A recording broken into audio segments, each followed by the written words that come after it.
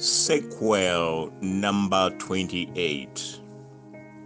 In this sequel, we will examine the exhumation of the fallen Bishop Hannington. Remember, he was killed by the Basoga on orders of Kabaka Mwanga.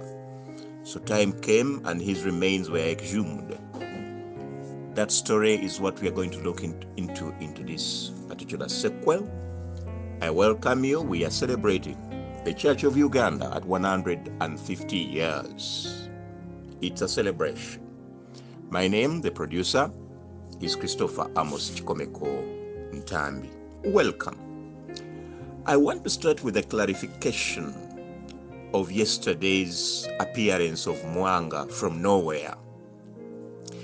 The matter of fact is that it is Captain Lugan who sent emissaries to him. He had already found out through intelligence that he was in the islands of Sese. That's where the Kabaka was hiding. So in March, he sent a peace delegation in March of 1892. And this delegation included two important chiefs.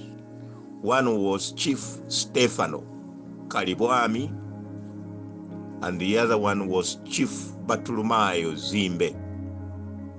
These two were friendly to Mwanga as young pages.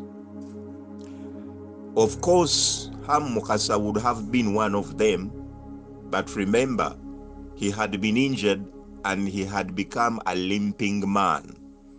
So he would not be as quick as these other younger ones.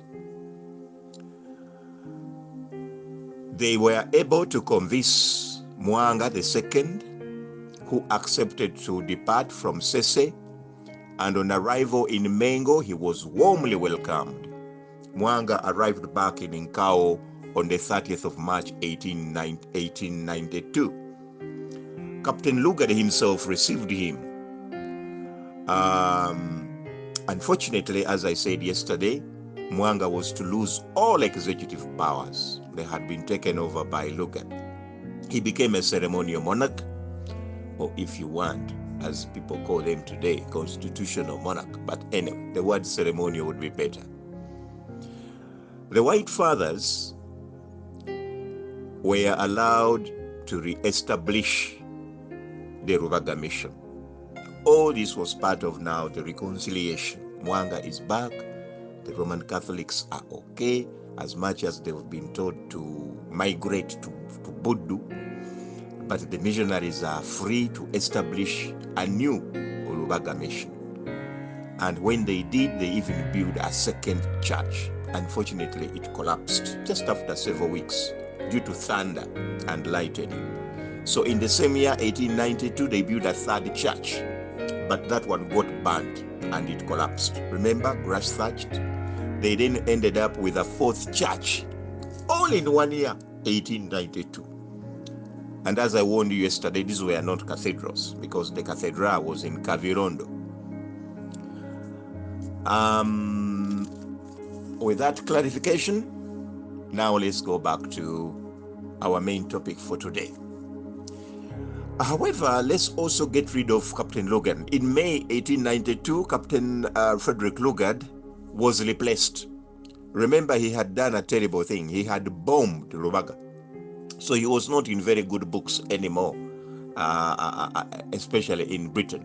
So he was replaced by Colonel Sir Henry Colville and Captain Williams. And on the side of Great Britain, there had been a change in government.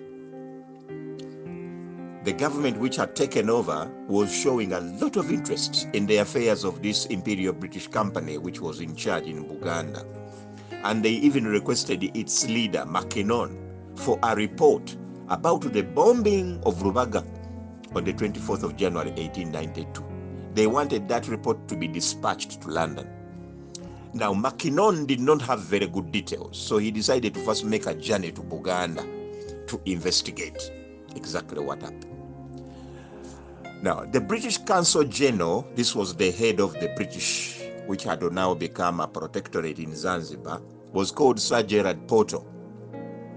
He warned Bishop Tucker. Remember, Bishop Tucker was from London, from fundraising, and was at his cathedral in Freetown. So when he visited Zanzibar, the British Consul General Sir Gerard Portal warned him against traveling again to Buganda. You remember, after the bombing, everybody was worried. So they warned him not to travel to Buganda. They were saying that the British Imperial Company could not guarantee his safety if he was to go to Buganda. A whole mission had been bombed. People there were in civil war. But Bishop Tucker rejected their warning. He reasoned that the missionaries on arrival in 1877 in Buganda had no British security guarantees.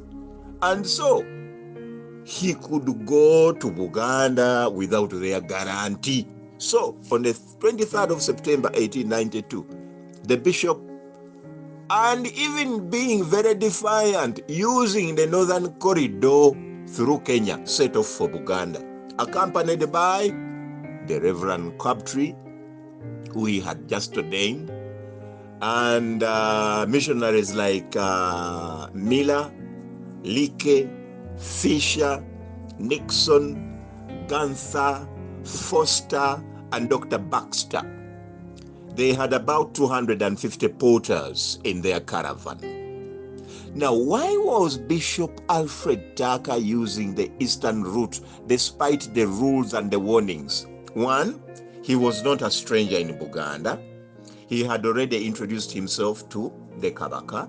Therefore, there was no use of using a very long southern route, so tiresome, when there was a shorter eastern route where emissaries could be sent to Mwanga, and he would be told that it is the same Tucker who was returning with more missionaries. So he saw no danger. That's why he risked and now decided to pass through the east. Now the journey to Buganda started from Rabai to Samburu, to Taita Taveta, to Savo, to the banks of River Athi, to Mutito Andei, to Kibwezi Scottish Industrial Mission, which was under Dr. Moffat, and it was a great reception they received there. Then they left and moved on to Machakos, and then later to Fort Smith, which many later referred to as Nairobi. Fort Smith was among the Agikuyu people, and here they reached on the 6th of November 1892. Then the caravan went on to Naivasha and into Masailand, down the Rift Valley to Nakuru, to Eldama Ravine, and on the 9th of December 1892, the caravan entered Mumias Kingdom. This is the Abaluya region. And they were warmly welcomed by King Mumias. The same kingdom had also warmly welcomed fallen Bishop Hannington in 1885. In fact, after his murder in Busoga in October 1885, James Hannington's body was carried back to Mumias at the Abaluya Kingdom. That is where it was buried, in a box.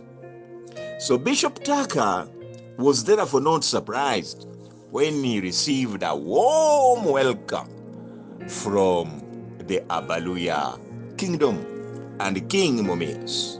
Now, on the 10th of December 1892, the remains of the fallen Bishop Hannington were exhumed from Mumias. The box in which his body had been put was found to have been tampered with, and I want to pause here. I've been reading a lot of history about this exhumation, and it looks like we may not have one story. Yeah. Now this confirms it.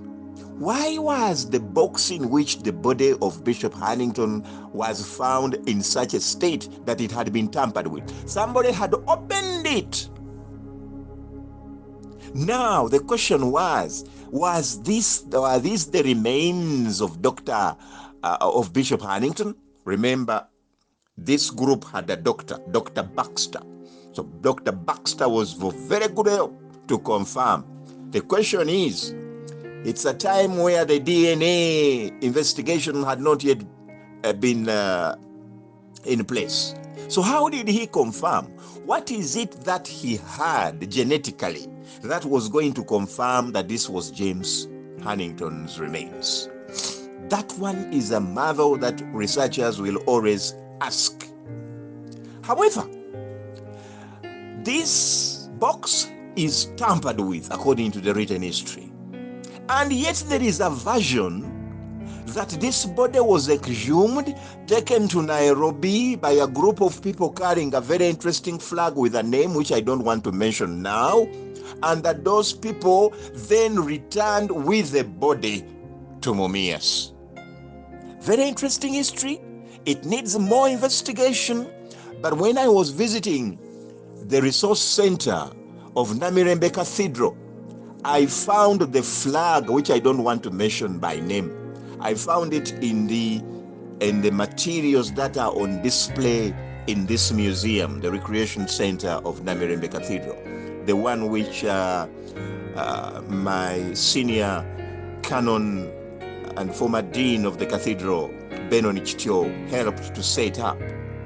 So that flag has some small history written around it, and it does not actually mention this fact that the remains of these flag bearers also has something to do with Hannington remains having to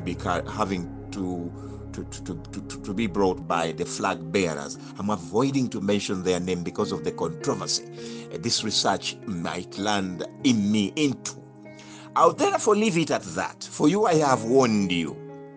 The remains are then exhumed according to Bishop Tucker, writing in his own book, after Dr. Baxter confirmed that that was the skull of Bishop Tucker. As I'm saying, he did not write scientific proof of the actual skull and how, as a doctor, he was able to find out. However, leaving that aside, they departed for Uganda with the remains. The bones and the ash were carried along. The caravan reached Busoga. Messages were sent to Uganda of Tucker returning. He was allowed, so he sailed through safely to the Ripon Falls, which he then crossed, crossing the Nile, that is, by canoe. And Bishop Tucker left the caravan because now he was on familiar grounds.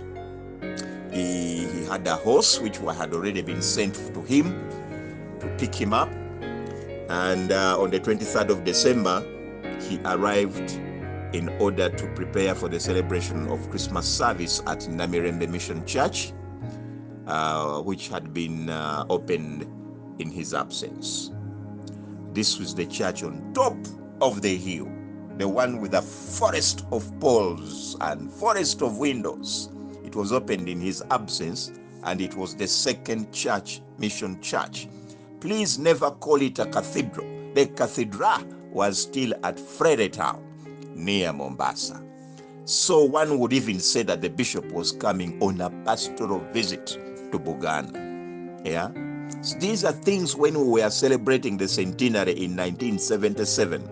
Were misrepresented. Yeah, that this is the second cathedral, that this is the bishop of Namirembe. No, he was bishop of Fredericton C, if you want to be a Roman Catholic and call it a C.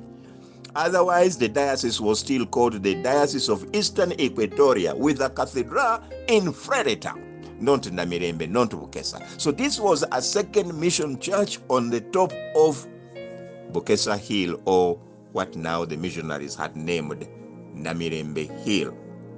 On the 31st of December 1892, the remains of fallen Bishop Hannington were reburied at Namirembe, and guess who showed up? Mwanga II. Oh my God. He attended the funeral.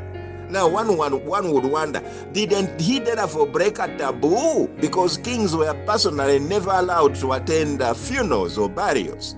But anyway, this was not a dead body. This was just remains. Somebody had died long ago, and these were just remains being buried.